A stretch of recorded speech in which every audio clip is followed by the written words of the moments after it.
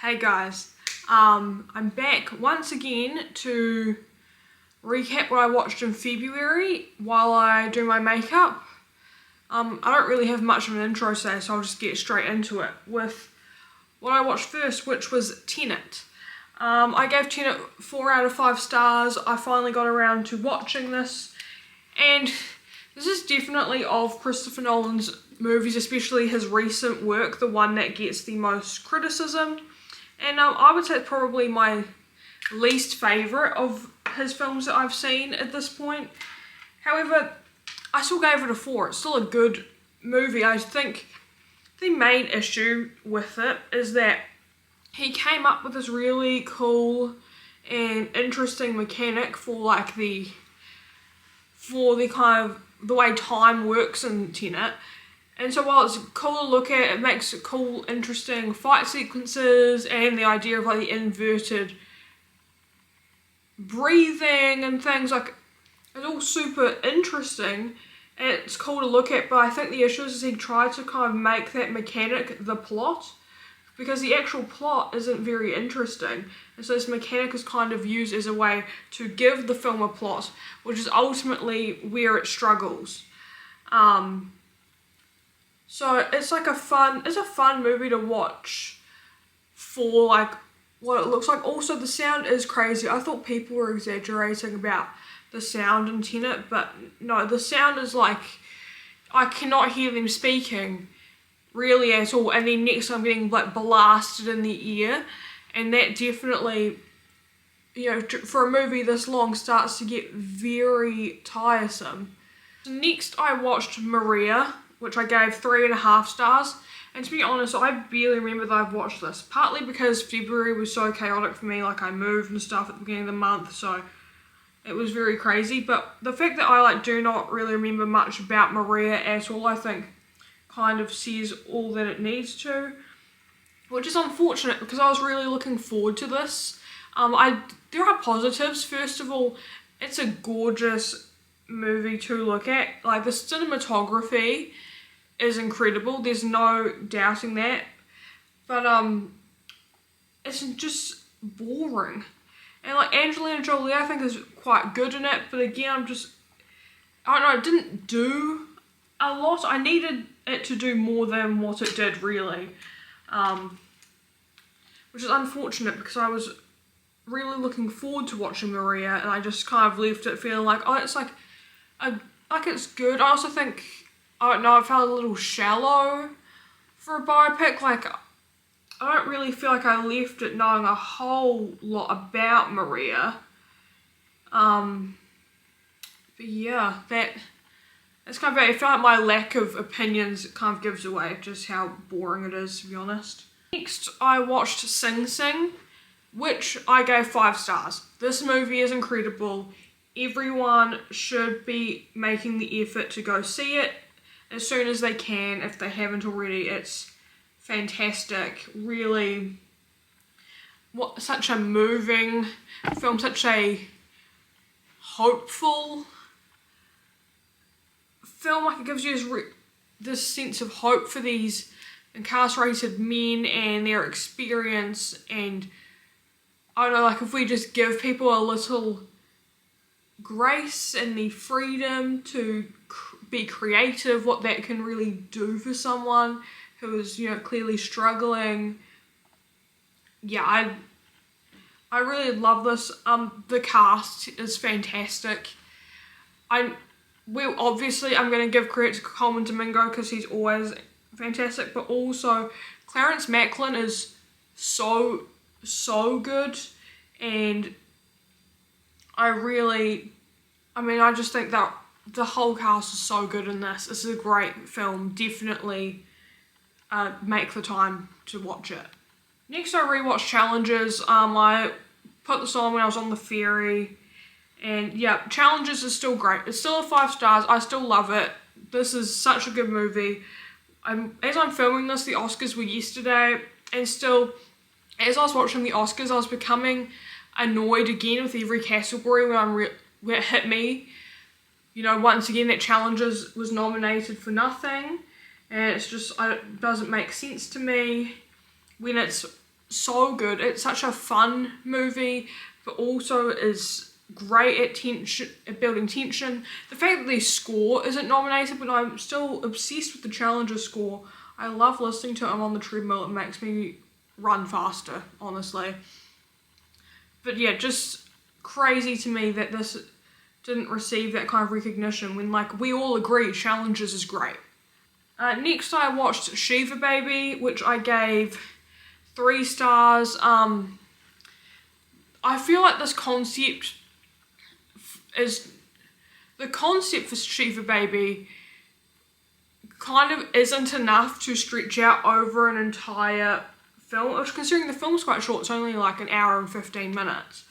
But I just didn't need it to go on for that long. I was getting quite bored. It was starting to feel quite repetitive, which is frustrating because I do think Rachel Sennett is funny. I did like it, but I was just felt like it was going on for far longer than it needed to. Like, I feel like this could have been like an under an hour short film and it would have worked better. Yeah, I don't have a lot to say about that one. Next, I watched Blade Runner 2049. I gave this 4 stars, however, I definitely need a rewatch because I was just not in the right headspace to take in all of this movie. And so I imagine with a rewatch, I would quite easily bump it up to a 4.5. But either way, it looks incredible.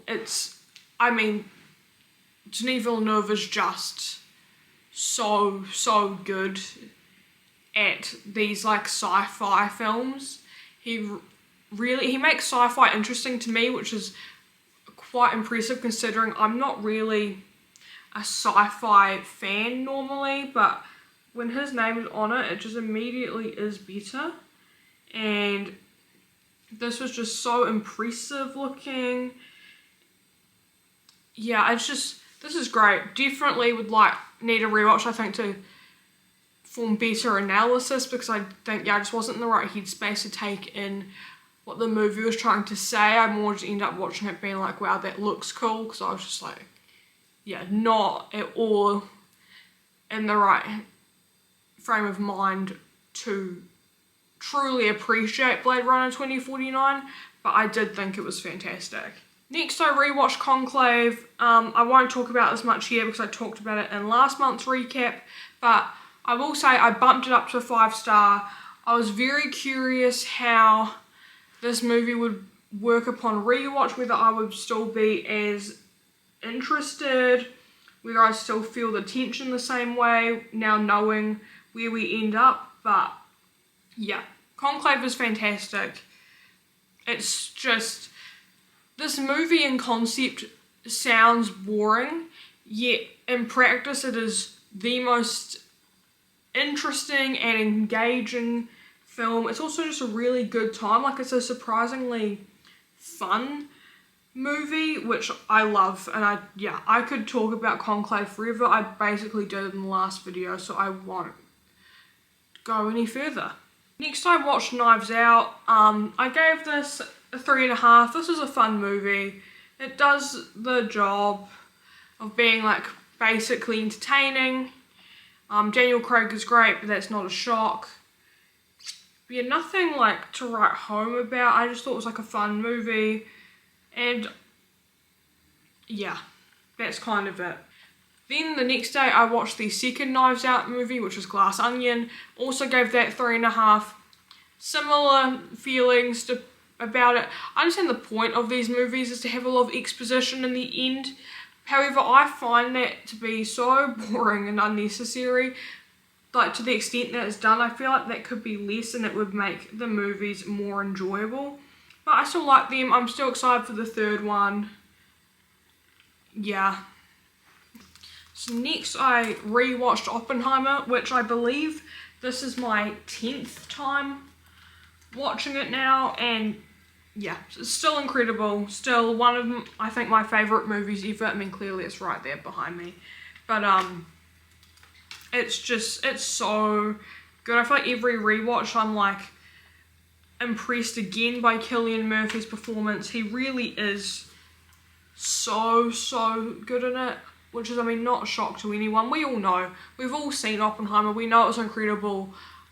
I just remain in awe of it every time to have watched it 10 times now. It's the most I've watched any movie, and I still feel like the ending still hits the same, and just everything about it is truly like a mastery.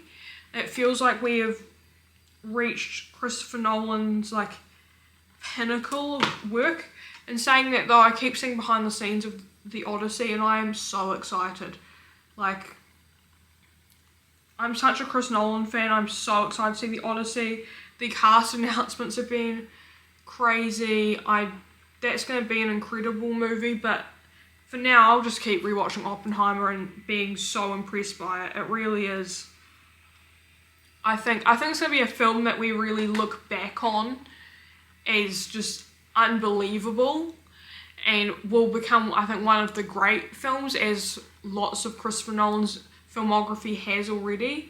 But yeah, I really do think Oppenheimer will hold a similar kind of place for people as time goes on.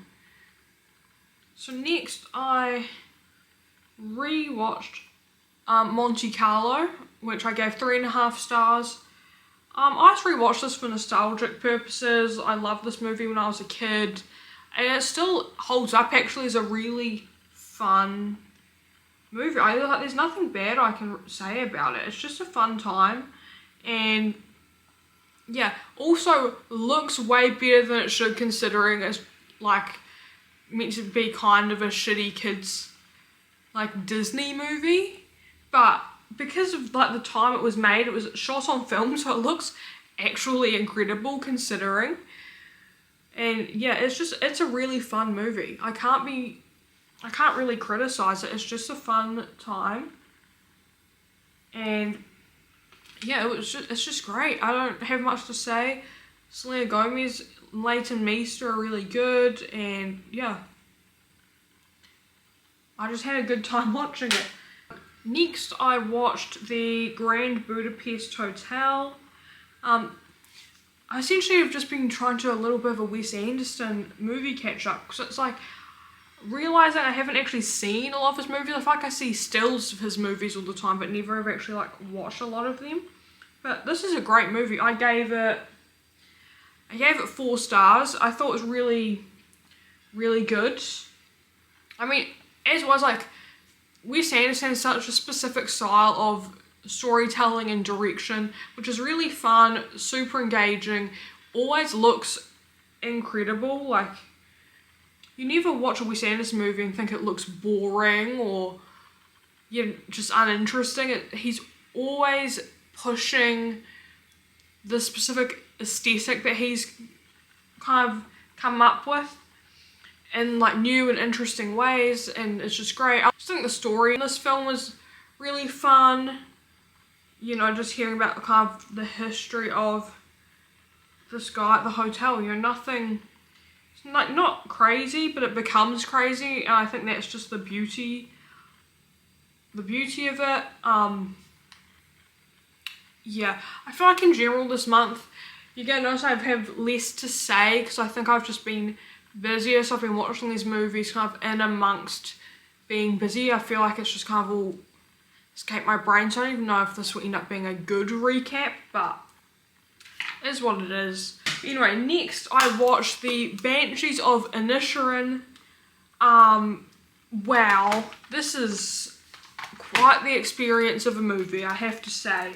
I gave it 4 stars. It's so close to a 4.5. I'm still kind of tempted. I feel like every time I give Letterboxd ratings, I never quite feel like I'm sure. Like, I'm always like, do I want to give it higher, or am I just wanting to give everything 4.5 and that feels too high? But anyway, this movie is a wild viewing experience, I must say. It really takes a turn, you know, as soon as Colm starts cutting his fingers off, which, you know, you really do assume he's kidding, he's not going to be serious. Also, all of this over like a friendship breakup. I think this is such a funny concept, this like these two lifelong friends, and one day like your best friend of literally like 30 or 40 years, whatever, just deciding actually no, I don't want to be friends with you anymore, and then like the lengths that he's willing to go to for this. And then I don't know, his reasoning feels a little strange, like so he can focus on his music, but then by cutting his fingers off every time his friend talks to him, then he can't play anymore. It's a very extreme reaction, but a very interesting idea. I think it raises interesting ideas about like how friendships age, how like people want to achieve something. This idea, because ultimately Colin was like driven by this want to achieve something meaningful, but then in kind of the pursuit of that he loses something I think that maybe matters a little more, which is just like being a good person and a good friend. But Colin Farrell's character, like how he's kind of driven to be worse than he is, and also Barry Keoghan's here is like a weird guy as always. Like I think Barry Keoghan, side note, we got my little tangent here, I think Barry Keoghan is best when he shows up randomly as like some weird guy. I think he's great at it, and I mean that in the most complimentary sense, I really do. I think he's great at showing up and being a bit of a random weird guy. I think it's ideal for him. And honestly, like he should keep doing just that. I just want to see Barry Keoghan show up in movies and be a weird dude for a bit, and then that's kind of all. It works great. I'm a big fan of it. But yeah, I found interesting like what he said to Colin Farrell's character about how he thought he was like one of the good ones, and then like this kind of friendship breakdown and conflict kind of changes him in this way where he like starts behaving like all the other guys in this emotionless, sometimes I guess sometimes casually cruel way almost. But yeah, I thoroughly enjoyed this movie despite the fact that it was also a miserable viewing experience, if you understand what I mean. It's just like, it's such a random movie, honestly, but at the same time is so interesting, and I think raises really interesting questions about what we're willing to do to mean something, what it means. I was about to say what it means to be meaningful to someone, which feels like a bullshit sentence, but you understand what I mean, I hope. Next I watched The French Dispatch. I gave this 3.5 stars. Again, I liked it, but I found it a little tougher to get through than The Grand Budapest Hotel. I think the anthology nature of it made it hard to really get into. Yeah, I don't know, it's kind of the same. I have mostly the same feelings as I did about The Grand Budapest Hotel, obviously about Wes Anderson's direction and aesthetic, and I love those things, but yeah, the story itself left me a little bored, I'd say. So next I watched 12 Angry Men, and I gave this 4.5 stars. I put this on randomly because I just wanted like just kind of something shorter and easier to get through while I was like editing, but this movie ended up being fascinating and tense. It was great. I'm so glad I'm making more time for older movies now, because they really are just so good. They're so good to look at. First of all, this looks fantastic. For a movie from 1957, I think to be raising some of the questions that this one does about injustice and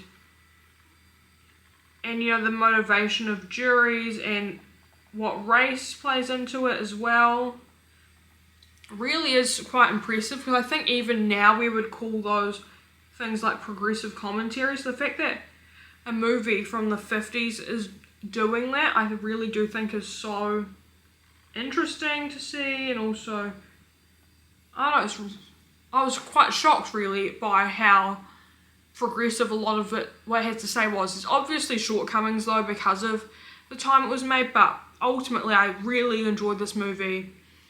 Way more fun and entertaining than it should be, almost in like a conclave sort of way. Like 12 men and a jury arguing shouldn't be as interesting or enjoyable as this is, but it just works really well. Finally, the last thing I watched in February, at least movie wise, and then we'll get to shows, but the last movie I watched was The Brutalist, and I have many thoughts. First of all, this is a 5-star movie. I'm sorry to say, for me it feels disrespectful to give it anything less. Now listen, I'll be honest, I don't love knowing about the use of AI in it, even though from what I've seen it's very minimal. I still don't think that's great. And it's not something I want to support, but I can't in good conscience give this movie less than a 5. I think it is a monumental film that really has so much to say and is driven by some of the best performances of the year. Let's just get straight into it. Adrien Brody is very good in this. There are specific moments of it too where you really feel the desperation of Laszlo and how he wants to just create his art, design this thing, but also feeling so isolated due to being an immigrant. Also, Guy Pearce should have been talked about more this award season for what he does in this film, because Harrison is one of the most vile, horrific characters I think I've ever seen in a movie. He is truly awful, and like, you leave it just hating this man, everything he stands for, truly. Also, the fact people have not been talking about Felicity Jones, it feels like at all, is insane. Because she is incredible. I do think like the runtime of this movie, which again I'll get to in a second, like could have felt really dragged out, but I think her coming in right after the intermission revitalizes the film's energy. She is incredible in this. Every second she's on screen, she is the most engaging person there, which amongst this whole cast who are all fantastic is truly impressive. Now I will get into the runtime. 3.5 hours. It's a long movie, don't get me wrong, and it feels like it. Like, people have described this as feeling like you've watched an entire life, or you've lived an entire life by watching this. And that's correct. By the end of it, you really do feel like you have experienced Laszlo's whole life, in a sense. But I can't be mad about the runtime, because I really do think that it deserves every second that it takes up, truly. It is a film that is trying to say so much. It's tackling the concept of the American dream in a really pretty awful way, and I think it requires that amount of time to sit in it to truly have that sinking feeling of the horrors of this time, of this immigrant experience. And I guess from here I'll move into the interesting criticism I've seen around what this film is trying to say, which some people are accusing The Brutalist of being a Zionist movie, I guess because we are talking about Jewish Hungarian immigrants following World War II and the Holocaust, but ultimately I think calling it a Zionist movie is, one, a shallow interpretation, and two, in the worst way possible, is kind of the more palatable takeaway from a film. It's clearly not intending that. One, because there's a distinction made throughout about when Laszlo talks about feeling othered or discriminated against, he makes the distinction consistently about it not just being about Jewish people, but being about foreign people. He explicitly says, they do not want us here. They do not want foreign people here. He makes it very clear. And this is brought up throughout the film as well, that it's not just about Jewish people. It's about the treatment of immigrants as a whole in the American system, and the attempt to take their art from them, take their voice from them, take everything they can from them, including, you know, the most vulnerable parts of themselves, to take as much as they can for profit, for their own satisfaction. I also think the end note of the film is far more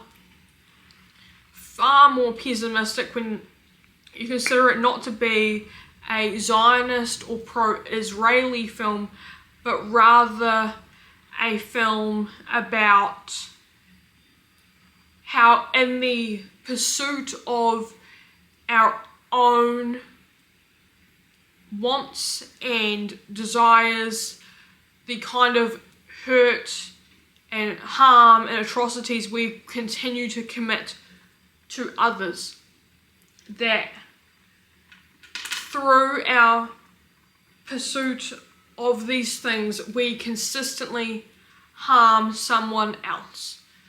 That, you know, the American system, the American dream that they sell, is ultimately used to harm these immigrants, to harm foreign people. And then when those people go somewhere else, in this case when they do go to Israel to seek more for themselves, to seek rights for themselves, because when you're watching it, you do agree that you want these people to have more. You agree that Laszlo and everyone else deserve more, but that in their pursuit of this, you know, we do leave with the understanding that they went to Israel, that we also know that going to Israel then they commit that same kind of harm and cruelty onto other people, onto, as we know, the Palestinians, even though the film was obviously not showing that part. And I do think that the final line of the film about how it's not the journey, it's about the destination, says that very clearly.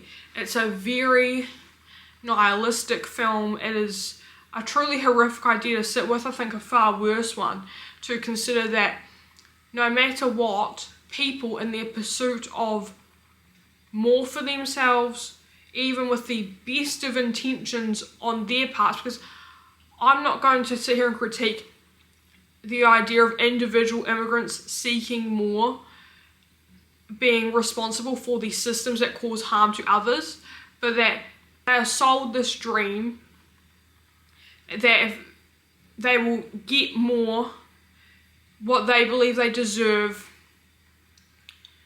but the result of that is not told to them, which is the harm that it does to others. And the idea that that cycle could be potentially endless, I think, is a far tougher pill to swallow for people. And I do think it's part of the reason why people have not considered that meaning for this film, because that is far tougher to swallow than just to say that this is a pro-Zionist movie. To give the idea that no matter what, someone's pursuit of better for themselves, which is not an inherently wrong idea, can only cause harm to someone else.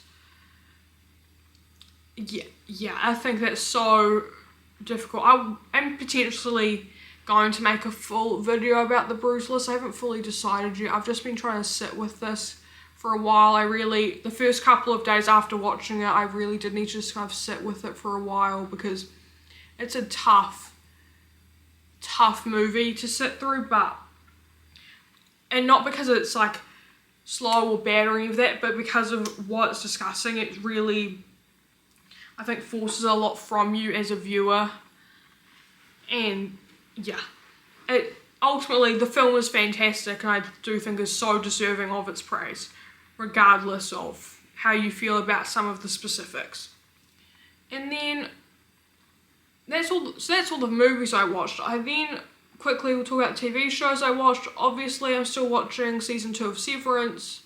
The show just continues to make me stress every week. Obviously, the last episode I watched was episode 7 with Mark and Gemma, and that's devastating. Quite possibly the most devastating episode of television I've ever seen. Just so unimaginably sad. Lumen is fucking horrific. But yeah, you will be getting an extended Severance season 2 video from me, so I'll keep my thoughts on this brief and won't really go into my theories or any of that here, but just know I'm watching it. I'm loving it still. What a show. And then the other show I've been watching in February, obviously, is the new season of The White Lotus. Thank God the show is back. I mean, I really do love The White Lotus. It just is so good. I was a little concerned that I wasn't going to feel as positive about it, and I still don't know if this season will land as well as season 2 did for me, but I still love the show.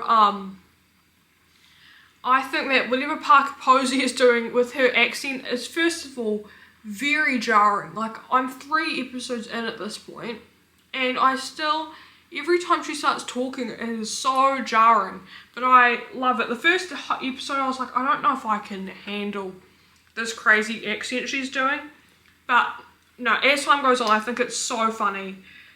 It's crazy sounding. It's the craziest southern accent I've ever heard, but it's, I think, great comedic acting, and I'm very interested to see what's going on with her, because I'm just not convinced we know everything about her yet at all.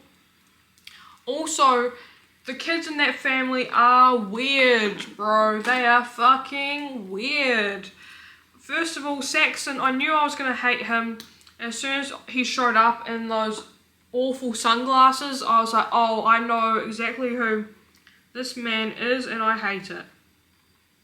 He is just so creepy and slimy. I mean, every season of The White Lotus has some version of this guy, right? Of like the douchey rich dude. And Saxon is this season's, and he sucks. Yeah, he just couldn't be any creepier all the time. And then the incest subplot I guess we're getting from this family is, no.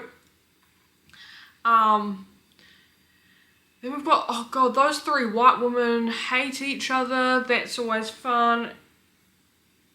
Again, they're the exact type of people I imagine that the show was going to focus on in this season, with like the Thai theme and like about the kind of Western culture, like the way that Western tourists interact with and consume like Eastern medicine and wellness culture, and how they interact with that. And these women are exactly what I imagined when I thought of that, and I kind of knew that this is where we would go, and I'm loving it. I also strangely like Rick and Chelsea together. Like, their relationship seems like it doesn't really function all that successfully, but it kind of does in like a weird way. Also, Greg being there is crazy. Honestly, this is the worst commentary. My White Lotus commentary currently is saying nothing, because I feel like we know nothing still. It's just me giving character opinions, which I'm assuming was quite boring. But yeah, I've been loving it. I'm very interested to see where we're going with this season, because right now I'm just left with questions and absolutely no answers, which is nothing new for the show. But I don't really have anything left to say, so I'm just finishing off this makeup and then I'll be back. Okay guys, well that's everything I watched in February. Sorry if I didn't have as much to say about each individual film this month. I feel like I was busier, so I didn't have as much time to like sit and analyse everything kind of after watching, but I hope you enjoyed the video, here's some makeup, and if you like the video, please hit the like button. If you'd like to see more from me, please subscribe. And if you'd like to see even more from me, then you can follow me on Instagram, TikTok, and all the rest, which we link down below. And also, if you want to see more of my makeup work in general, you can follow my Instagram too. But yeah, that's all for today, and I guess I'll see you next time. Bye.